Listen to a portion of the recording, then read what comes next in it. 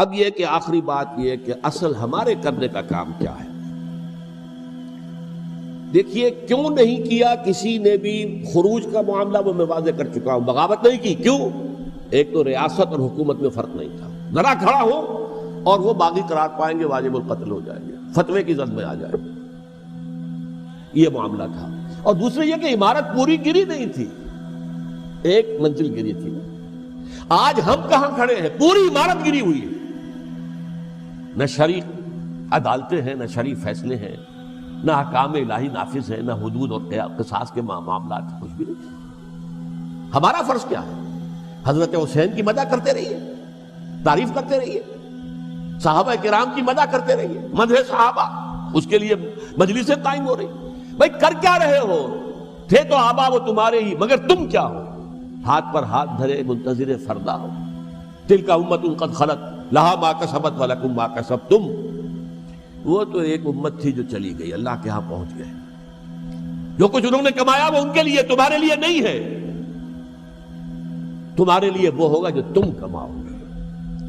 ہمارے لیے راستہ اب یہی ہے کہ خلافت راشدہ کے مکمل نظام کو اثر نو قائم کرنے کے لیے منہج انقلاب نبوی کو اختیار کریں. میری کتاب اس پر، کیسٹس اس پر، آڈیو کیسٹ، ویڈیو کیسٹ، سی ڈیز، نہ معلوم ڈی وی ڈی، سب کچھ موجود. سیرت النبی پر تو میں عرض کر چکا ہوں. فلسفہ سیرت النبی سمجھنا ہے تو میری کتاب پڑھیے، ورنہ سیرت النبی آپ پڑھ لیں گے، واقعات معلوم ہو جائیں گے. فلسفہ سیرت سامنے نہیں آئے، اس کا آپ مطالعہ کریں گے میری کتاب سے. اور دوسرے یہ کہ یہ خلافت قائم کرنے کے لیے جو جد و جہد ہم کر رہے ہیں، تحریک خلافت پاکستان جس کا میں داعی ہوں ادنا سا، وہ تنظیم نہیں ہے، میں اس کا امیر نہیں ہوں، وہ ایک تحریک ہے. جیسے تحریک پاکستان کہلاتی تھی، جس کی تنظیم تھی مسلم لیگ، پارٹی کا نام مسلم لیگ تھا، لیکن تحریک پاکستان. اس طرح تحریک خلافت پاکستان وہ ہم نے چلائی ہے تنظیم اسلامی کے تحت. یہ خلافت جب پہلی چلی تھی آج سے 84 سال قبل، نومبر 1921 میں خالد دینا ہال میں وہ مقدمہ چلا تھا، جس کے نتیجے میں بڑے بڑے جو لیڈر تھے ہمارے، مولانا محمد علی جوہر اور مولانا حسین احمد مدنی اور مولانا ابوالکلام آزاد، ان سب کو 2 سال کی قید کی سزا سنائی گئی تھی. بغاوت، مقدمہ بغاوت، یہ خالد دینا ہال. اسی میں سن 91 یا 92 میں نے 3 دن تقریریں کی تھیں، جن میں آج سے پھر میں 3 تقریریں کرنے والا ہوں. ایک آج شام کو، ایک کل شام کو رات 9 بجے، آج بھی کل بھی، ایک پرسوں اتوار کی صبح کو 10 بجے ہے کیا 11 بجے.